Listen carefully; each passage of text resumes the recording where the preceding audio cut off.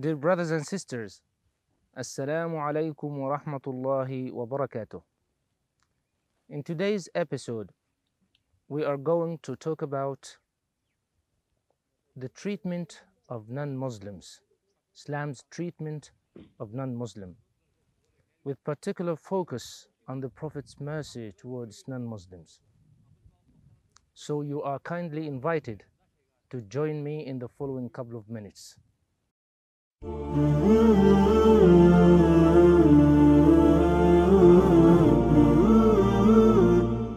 Alhamdulillah, wassalatu wassalamu ala rasulillah wa ala alihi wa sahbihi wa man walahu wa ba'd. Indeed, all praise is due to Allah, and may Allah send His peace and blessings upon our honorable Prophet, his family members, his companions, and whosoever follows their guidance until the day of judgment. Dear brothers and sisters, it is very important for us to realize that when treating with non-Muslims, the Prophet ﷺ looked at every single non-Muslim as a potential Muslim. He treated non-Muslims with such great respect and honor that he could win and attract their hearts. There was a time right at the beginning when no one had accepted his message. And as he came down from the cave, his wife was the first to accept his message. But if we take a careful look, was she not from amongst those who belonged to the pagan faith? Even though she may not have been so deeply engrossed, she still belonged to the same society. It is also very important for us to realize that the way the Prophet treated non-Muslims, the way he spoke to them, and the way he conveyed the message through his character and through his conduct proves to us that the treatment is of utmost importance. And that is why whenever the leaders of Quraysh, whenever the elite of Quraysh happened to call for Muhammad sallallahu alaihi wasallam, he rushed to them. Why? Because he was so concerned for their goodness. He was so concerned for their turning to the worship of the one true God. So he would rush to them in case they had questions to ask and in case they were about to turn to the worship of the one true God. But in a lot of instances, right at the beginning, they did not turn. In fact, they tortured him, but he did not respond with similar torture. They harmed him, but he did not respond with similar harm. There was a man known as Abu Jahl, who was a relative of the Prophet ﷺ and one of the great leaders of Mecca at that time. This man, Abu Jahl, he did so much harm to the Prophet ﷺ.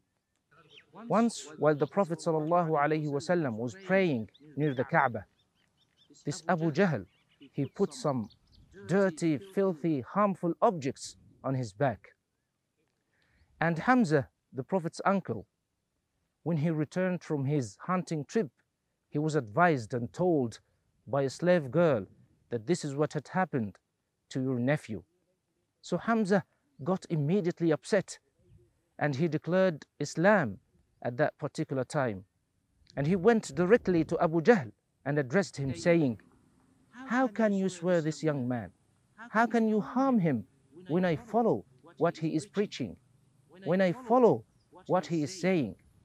So the Prophet ﷺ spoke with much kindness to all the people around him.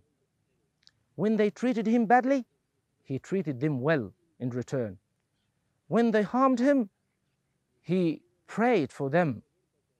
And if we take a look at the disbelievers of an area or a city known as At-Ta'if, the people there, they did so much harm to the Prophet that they drove him out of that particular city in such a disgraceful way that his body, they caused his body to bleed from so many places. And the narrations make mention of how the angel responsible for the mountains came to the Prophet sallallahu alaihi wasallam by the instruction of Allah subhanahu wa ta'ala and told him, if you would like me to crush these people of yours between these two mountains, if you would like so, I have been commanded to obey your instruction. But the Prophet sallallahu alaihi wasallam immediately replied, no, I have not been sent to destroy the people. I have not been sent to punish the people. Rather, I have been sent as a mercy. And instead of invoking Allah's curse upon them, instead of praying against them and invoking Allah's displeasure upon them, the Prophet sallallahu alaihi wasallam prayed in the following terms: O Allah, I ask you to guide their offspring. If hidayah, if guidance is not meant, is not destined for them. And this is such a powerful dua, because we are told that when you are oppressed at that particular moment, when you say a positive dua for the person who is oppressing you, it will have such a powerful influence and impact, because the dua of the person who is oppressed is heard by Allah subhanahu wa ta'ala far quicker than the dua of an ordinary person. And this is something very interesting, because the Prophet sallallahu alaihi wasallam, his dua was accepted, and all the people who used to oppress him, who used to torture and harm him, they all accepted Islam except for a few, and they considered him to be their leader. And also, this, dear brothers and sisters, this teaches us how the Prophet sallallahu alaihi wasallam dealt with non-Muslims. This is in fact such a great lesson that we must learn and that we must understand. We need to do as the Prophet ﷺ did. We need to pray to all non-Muslims that Allah subhanahu wa ta'ala guide them to Islam, that Allah subhanahu wa ta'ala shows them the straight path. And this is actually what the Prophet did, and this is actually how he dealt with non-Muslims. The Prophet also signed a peace treaty with the people of the book when he arrived in Medina, that we will be together and that we will protect one another, and that what we will do is we will live side by side, fulfilling the rights of each other. You will have your faith and you will follow it and fulfill it, and we will have our own faith and we will follow it and fulfill it as well. We are not going to do anything that results in the detriment of the other. We are not going to assist anyone who comes to harm us from outside. Anyone who comes to harm us, to harm any one of us, shall not be assisted by the other. This was just part of the treaty which the Prophet ﷺ had with non-Muslims. And it was fulfilled to a great extent until there came a time when it was broken, not by Muslims, but by the other. And if we look at the treatment of non-Muslims, we will always have this straightforward message: we respect you, and we understand that you have your freedom of belief and worship as we do, and we understand that we should be discussing our matters in terms of faith and religion in a respectable way in order for us to understand one another. And this is what the Prophet ﷺ actually did, so much so that there is an entire chapter, an entire surah revealed under the name the disbelievers. Within this surah, Allah subhanahu wa ta'ala says, "Lakum dinukum waliya din." You have your own religion, your own faith, and I have mine. So I do not worship what you worship, and you do not worship what I worship.